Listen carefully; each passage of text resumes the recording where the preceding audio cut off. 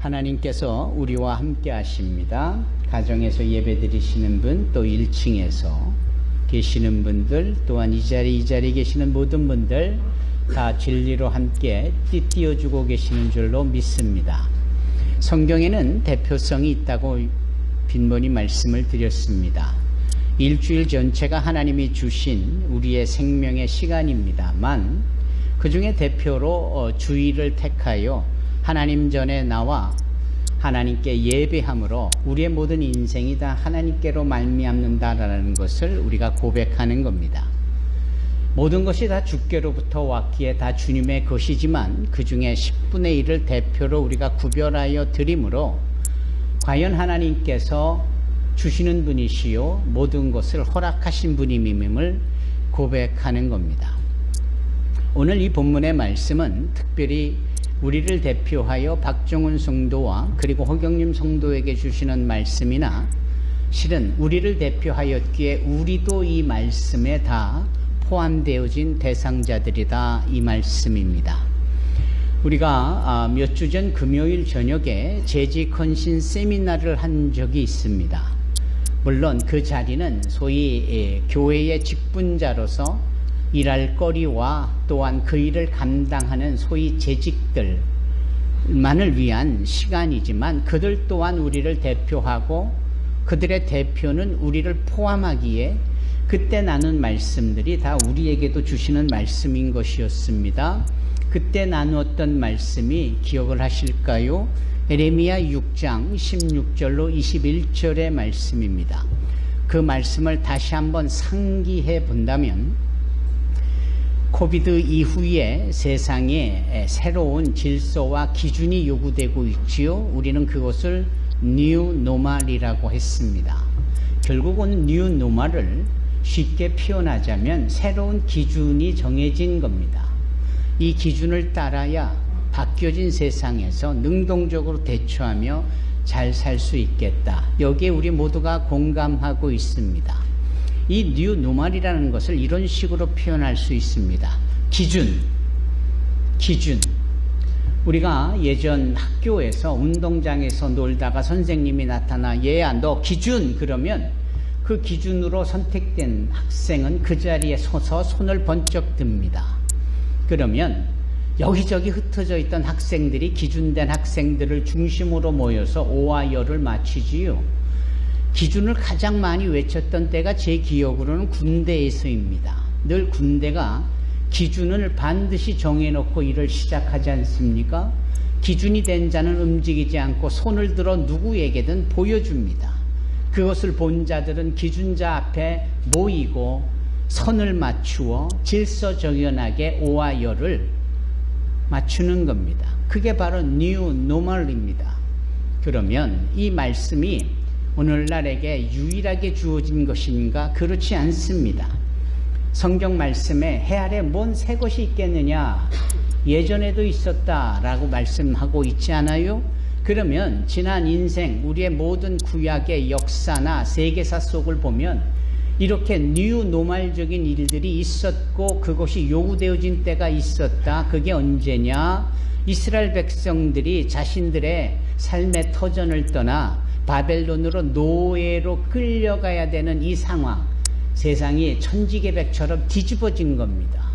하나님을 믿는 우리가 이방신을 따르는 저 바벨론의 노예로 끌려간다라는 것은 전 세계가 코로나로 인하여서 모두가 다 두렵고 떨었던 그거보다도 훨씬 더 충격적인 사건이었고 그러므로 이스라엘 사람들, 유대 사람들에게는 그거에 맞추는 새로운 기준, 뉴 노멀이 필요했던 겁니다.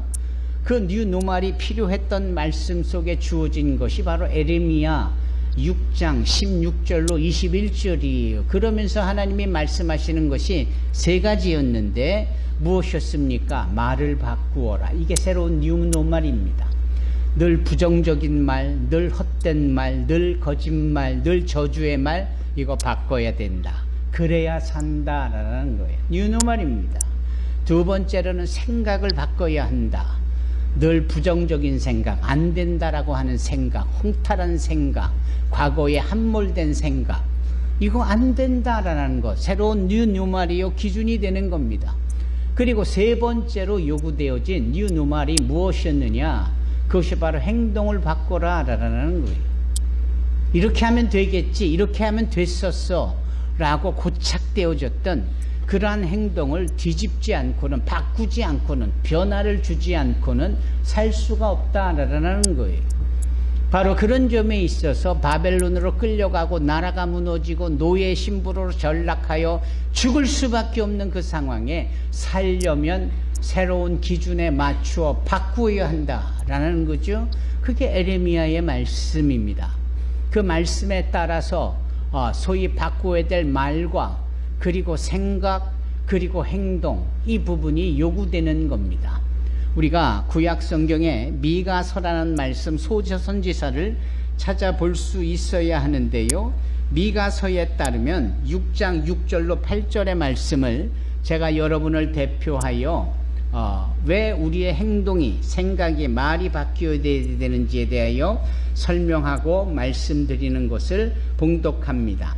미가서 6장 6절로 8절. 내가 무엇을 가지고 여호와 앞에 나아가며 높으신 하나님께 경배할까? 내가 번제물로 일련된 송아지를 가지고 그 앞에 나아갈까?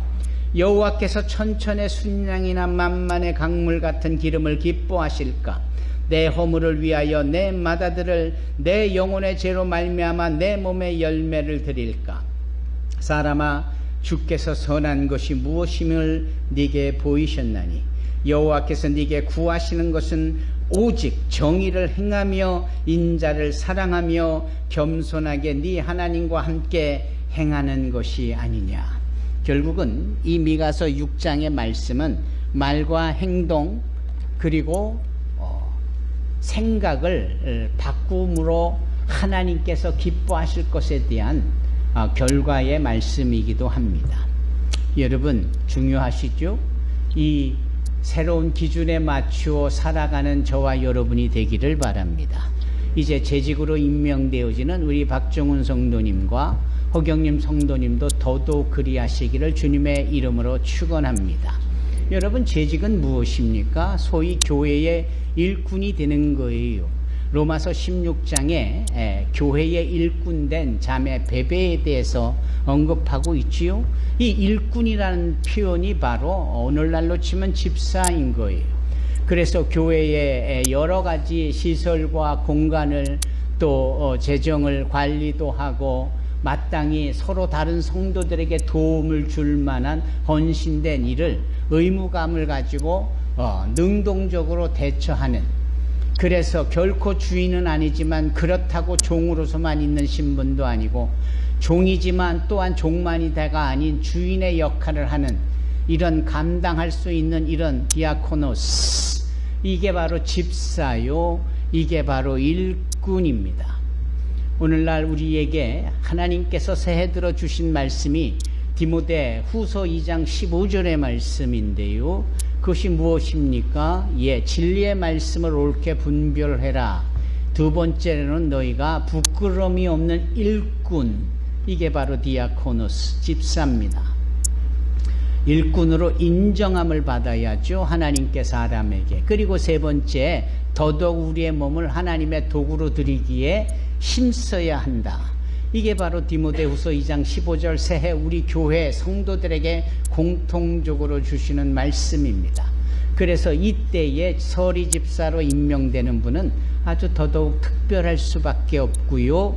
무슨 일을 어떻게 해야 되는지 아주 선명하게 도전이 될 수 있다라고 생각을 합니다.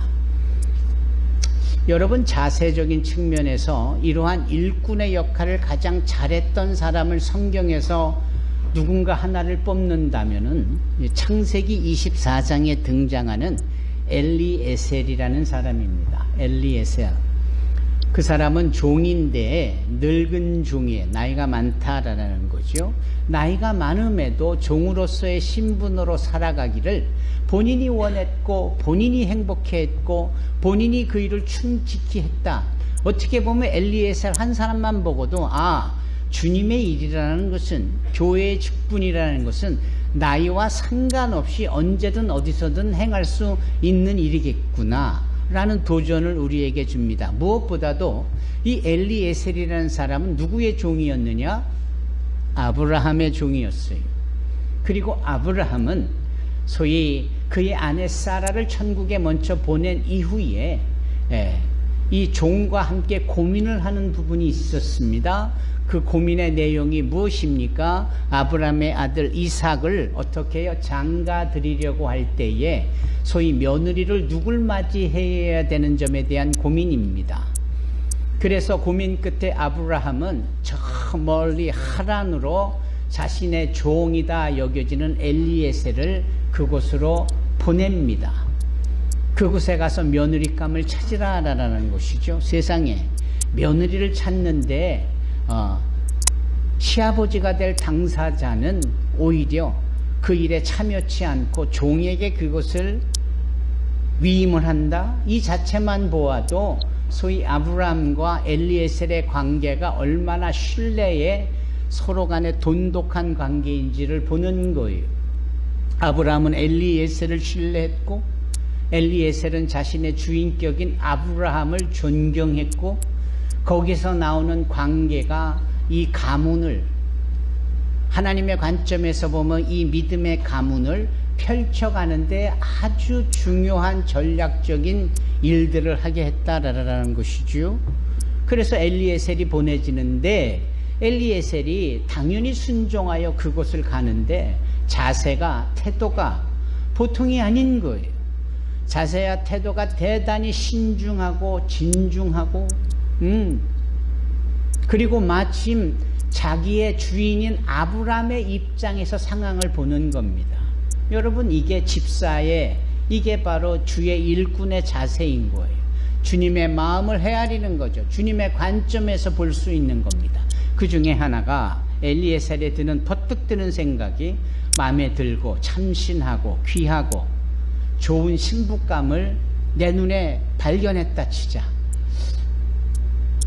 그 며느리감을 이 가문에 내가 모셔와야 하는데 혹 그가 결혼에 대한 관심은 있지만 그 가문으로 내가 그 먼 곳으로 가기를 원치 않는다라고 하면 어떡하지? 이것은 아브라함의 입장을 고려하고 그 가문을 충분히 고려한 태도 아닙니까? 그 태도 자체가 얼마나 귀합니까? 또 그 얘기를 들은 아브라함은 아하 그럴 수 있겠구나. 그러면 아무리 마음에 쏙 드는 며느리감이라고 해도 우리가 믿음의 가문이요 하나님이 선택한 신앙의 명가의 시발점인데 이 가문에 오지 않고 내 아들을 자기가 살던 곳으로 장가들으러 와라 라고 한다면 그럴 필요 없다. 잊어버리고 너만 와라 라고 말하잖아요. 이 주인과 종의 대화가 정말 기가 막힌 거예요. 그리고 공통점은 그 목적이 그 하나님의 믿음의 가문 신앙의 명가를 세우기 위한 믿음의 소위 뉴노멀 기준을 두고 있다는 것 아닙니까? 기가 막히죠? 엘리에셀이 그 말씀을 들고 주인이 부여한 수많은 금은 보화 짐승의 때 그건 재산이잖아요. 그 늙은 종에게 재산을 위임했다라는 것은 신뢰예요. 그리고 그것을 주인의 재산인 양 정말 소홀하게 다루지 않고 진중하게 그것을 이끌고 저 먼 하란까지 가는 것은 또 엘리에셀의 귀한 태도예요. 이게 집사의 마음이고 이게 집사의 태도고 그 집안을 관리하는 자로서의 직분자의 모습인 거예요. 그리고 가면서 그가 기도하잖아요. 엘리에셀이 기도해요. 누구처럼? 아브라함처럼. 그래서 하나님을 부르는데 아브라함의 하나님이요 이렇게 부른다 이 말이. 평소에 주인인 아브라함이 보여준 신앙적 태도와 그런 선한 영향력의 도전을 받고 함께 따르고자 하는 이 늙은 종 엘리에셀의 태도가 어쩜 그리 귀할까요? 여러분 교회는 주의 일꾼들에게 선한 것을 제시하고 방향을 주어야 할 것이고 그러할 때 하나님께서 받으시고 어떠한 상급을 줄 건지에 대한 소망과 또 상급을 기대케 하는 일을 하여야 할 줄로 압니다. 반대로 일꾼들은 그 교회를 통하여 약속되어진 것을 얻고자 금생뿐만 아니라 내생에서도 귀한 복을 받게 되어질 것을 마음에 품고 기대하면서 그렇게 열심을 낼 수 있어야 하는 거예요. 그렇게 도착한 그 하란의 세상에 첫눈에 확 들어오는 그 집안 믿음의 가문의 며느리감을 보잖아요. 그 여인이 바로 레베카, 리브가였습니다. 이삭의 부인이 될 자. 예. 얼마나 배려심이 깊은지 세상에 목마르다 하더니 당연히 물을 떠다 줄 뿐 아니라 미처 요구하지도 않았지만 함께 끌고 온 짐승떼들도 저 말 못하는 짐승들도 목마를 텐데 하며 이 여인 리브가가 물을 떠서 짐승에게도 물을 공급하잖아요. 이런 넉넉한 마음, 이거 정말 배려심이 많은 여인네의 모습 아닙니까? 여러분 잠언 31장을 보면 딱 리브가의 이야기가 다 그 속에 나타납니다. 여러분, 저와 여러분들의 가문 속에서도 이런 며느리, 또 누군가의 믿음의 가문으로 시집갈 여러분들의 따님들이 되기를 주님의 이름으로 축원합니다. 이 엘리에셀, 결국은 그 일을 다 성공적으로 이끌고 리브가를 모시고 자기 집으로 돌아오잖아요. 예. 그 이후에 엘리에셀은 어디에도 등당하지 않지요. 나 이런 일 했어. 왕년에 내가 이런 이력이 있고 내가 이런 실적이 있고 내가 이렇게 내 이게 커리어야 라고 말하는 대부분의 사람들 앞에 엘리에셀은 너무나도 조용히 자신의 흔적을 드러내지 않는 정말 소중하고도 겸손한 종의 직분자로서의 모델을 보여주지요. 엘리에셀, 창세기 24장이 소위 우리 산소망교회 일꾼들의 모델이 되기를 바랍니다. 그리고 산소망교회 성도들이 다 이와 같은 부분들을 신앙적으로 벤치마킹하고 적용해서 엘리에셀과 같이 인정받는 주의 일꾼들이 되기를 바랍니다.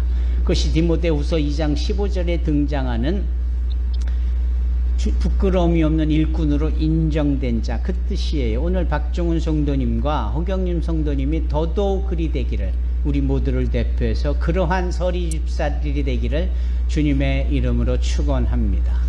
이제 그러면 우리 한종훈 군이 또박또박 읽었던 본문의 말씀, 디모데전서 3장 8절에서 10절의 말씀, 오늘 본문은 어떠한 내용입니까? 서리집사 임직을 위하여서 예비되어진 주의 말씀일까요? 네, 맞습니다. 그러나 이 모든 것은 주의 일꾼으로 인정된 자로서, 부끄러움이 없는 자로서 그렇게 세워가야 하는 소위 이 목회자의 심정이 고스란히 녹아져 있는 권면의 말씀인 거예요. 그런데 여기 집사를 소위 이해하기까지는 그 앞에 감독을 이해하여야 합니다. 감독, 영화 감독 아니에요. 여기서 말하는 감독은 집사 위에 있는 소위 수석, chief 이런 단어가 붙을 만한 일꾼들을 의미해요. 그래서 어느 정도 결정과 더불어서 전략을 짜고 이끄는 사람, 반대로 그 전략에 맞추어 전술대로 움직이는 사람들은 집사일 수 있겠다. 그러니까 감독이라는 이 용어는 오늘날로 치면 장로예요. 이 감독이라는 단어를 감리교에서는 소위 그대로 감독이라는 단어를 쓰고는 하지만 오늘날 현대 교회에 적용을 해보면 안수 집사와 권사까지도 이 감독에 다 들어가는 겁니다. 그리고 그 감독이 마땅히 감독으로서 감당해야 될 자신들의 소양, 자질, 또 실력, 성품, 뭐 이런 것들이 그 앞에 디모데전서 3장 1절부터 7절까지 기록이 조약되어 있는 겁니다. 얼뜻 보아도 가족들 간의 가정 안에서 늘 화기애애한 주도자요, 자녀들을 잘 건사하고 양육하고 보호하는 그의 하나님의 형상으로 선물로 주신 이 자녀들을 잘 키워내는, 여러분 이게 선교보다 더 중요한 일 아닙니까? 이게 교회 성장의 부흥보다도 더 중요한 겁니다. 나에게 주어진 가장 우선적인 최고의 하나님의 일은 무엇일까요? 내가 그랬듯이 하나님이 나에게 하나님의 형상으로 부어진 그 DNA가 나의 후손 자녀 속에, 내 아들과 딸들 속에, 내 조카 속에 어떻게 해요? 고스란히 하나님의 형상이 나타나도록 하는 이것, 이게 바로 창세기적 하나님이 우리에게 부여하신 사명, 생육하고 번성하고 정복하고 다스리라는 말씀의 핵심인 거예요. 여러분, 내 자녀, 내 조카, 내 피부치들, 내 자손들에 대하여 하나님의 형상을 그들 가운데 나타낼 수 있어야 비로소 전도도 할 수 있고 비로소 선교도 할 수 있는 것이지, 이런 기본적이고 우선적인 것이 이루어지지 않는 가운데 남의 영혼을 전도와 선교라는 프로그램으로 하나님께 인도한다? 대단히 어려운 일일 겁니다. 예. 아마 이런 점에 있어서 자녀들과 더불어 가정 안에서, 가문 안에서 함께 더불어 화목하고 예수 잘 믿는 것은 정말 세상에 가장 중요한 가치 있는 일일 거예요. 그걸 본다라는 거예요. 두 번째는 사람들과의 관계, 사람들과의 이런 긴밀한 협조, 인품, 성품, 이런 거잖아요. 누군가에게로부터 어떤 평가를 받고 있는지, 지금까지 살아온 삶의 궤적이 어떤지, 예, 이런 것들을 충분히 인식하고 이렇게 살아나야 되는 거. 술, 마실 수 있지요. 근데 어떻게 술을 고주망태가 되도록 지 간이 망가 문드러지고 자기의 장기들이 그냥 그 알코올 때문에 망가져서 뇌세포까지도 데미지를 입어서 알츠하이머까지도 발전시켜가는, 이것은 철저하게 무책임한 하나님의 주신 그 이미지, 하나님의 형상을 망가뜨리는 거 아닙니까? 그런 부분에 있어서 술도 얼마든지 음식적인 측면에서, 반주적인 측면에서, 한국적인 표현으로는 약주 한 잔 하시죠. 정말 약주처럼 한두 잔 그냥 기어가듯이 고주망태가 돼서 술을 마시다가 술을 마시게 되고 술이 사람을 마시게 되는 일까지도 빈번하게 있으면 그런 사람이 감독이 어떻게 되냐고요. 큰일 나죠. 뭐 그런 거, 자기 이익이라면 뭐 그냥 무조건 욕심을 내듯이 하는 이런 남들에 대한 배려가 요만큼도 없는, 아까 등장한 그 리브가의 모습은 남을 어마어마하게 배려하는 지극히 이타적인 모습이잖아요. 이런 것들을 소위 충분히 살핀 후에 결격 사유가 없고 그런 일들에 대해서 인정을 받는 사람을 소위 감독으로 세웠다, 그 말 아닙니까? 그런데 여기 오늘 읽은 디모데전서 3장 8절, 이 성경 버전으로 보면 뭐라고 나온가요? 예, 그 8절 첫 말씀이 뭐예요?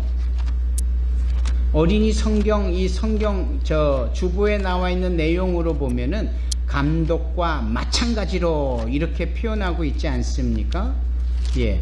그런데 이게 어린이 버전이니까 제 성경으로 디모데전서 2장 8절을 보면, 디모데전서 3장 8절을 보면 이와 같이, 이와 같이. 제가 열심히 성경을 찾는데 미리 찾아서 그 청중에서 이와 같이라고 말 한마디 해주면 시간이 빠르잖아요. 그걸 어쩌면 아무 소리도 안 하고 기다리고만 있습니까, 여러분? 여러분 성경에 이와 같이, 이 3장 8절에 이와 같이 집사들도 결국은 감독처럼, 이 말 아닙니까? 여기 어린이 성경에는 감독과 마찬가지로 집사도 이렇게 해요. 사람들에게 존경을 받는 사람이어야 합니다. 오늘 두 분의 서리 집사 되실 두 분, 사람들에게 존경받는 사람이 되기를 바랍니다. 사실은 그런 것 같아요. 예, 그렇게 저희들이 인식하고 인정하고 있습니다. 여기 한 입으로 두말하지 말래요. 예. 두 번째로는 술 마시고 흥청대지 말래요. 그리고 남을 속여 먹지 말래요. 예. 우리가 아는 두 서리 집사의 예정인들은 다 이런 부분에서 자유롭고, 또 자유롭다라는 것은 그러지 않는다라는 뜻이지요. 그리고 우리가 그런 부분을 인정하고 있지 않습니까? 우리 가운데 그런 분들을 그렇지 않다라고 말할 분 계신가요? 아닌 것 같아요. 지난 몇 년간 두 분을 살펴보게 되면 정말 귀한 분들이시고, 그래서 그분들의 배우자들도 아마 속히 서리 집사의 자리에 서게 될 겁니다. 선한 영향력으로 영향을 받고 배우고 또 그렇게 해야 되는 줄 아는, 아마 이런 점에 있어서 오늘 본문 중에 제목을 깨끗한 양심의 믿음의 비밀을 가진 자, 깨끗한 양심과 믿음의 깊은 진리를 간직한 사람, 이 두 가지 부디 그리 되어지기를 바랍니다. 깨끗한 양심이라는 것은 인간적 매력이요, 인간적 소양이요, 소위 세상에 더불어 여러 사람들과 가정 안에서, 일터에서, 또 직장과 사업장에서 만나지는 수많은 사람들과의 그런 하모니를 이루는 사람일 겁니다. 또 하나는 무엇입니까? 여기 믿음의 깊은 진리를 간직한 사람, 하나님께 믿음과 신앙을 인정받고 주 예수의 그리스도 되심을 잘 믿고 순종하여 따르는 사람, 바로 깨끗한 양심과 믿음의 깊은 진리를 간직한 사람, 이어야 한다라고 말씀합니다. 사랑하시는 두 분이 이렇게 깨끗한 양심과 믿음의 깊은 진리를 간직한 집사로서 주의 인정받는 사람들의, 성도들에게 인정받는 주의 일꾼들이 되기를 바랍니다. 그리 되어지기를 축원합니다. 아울러 우리는 그 일에 증인으로서 응원하고 또 그런 일을 하실 수 있도록 돕고, 그리고 먼저 된 자 합력하여 더더욱 모범을 보여야 합니다. 집사가 등장하기까지 그 앞에 등장한 감독자들, 즉 장로와 안수집사와 그리고 또 권사들, 그리고 먼저 된 서리집사, 다 여기에 포함되어져 있는 겁니다. 그래서 이런 사람들을 우리가 집사로 섬기게 하기 위하여 오늘 우리가 주일 예배에 즈음하여서 우리가 하나님의 일꾼으로 어떻게 살아야 하는지에 대한 엘리에셀의 이야기와 더불어서 미가 6장을 통한 우리의 말과 생각과 행동의 바꿈에 대한 강력한 도전과, 그리고 이때에 서리 집사로 임직되어질 두 분을 축하하고 응원하고, 또한 우리가 합력하여 선을 이루기를 원합니다. 그 일에 하나님께서 귀한 시간을 우리에게 허락하셨습니다. 기도하겠습니다. 거룩하시고 사랑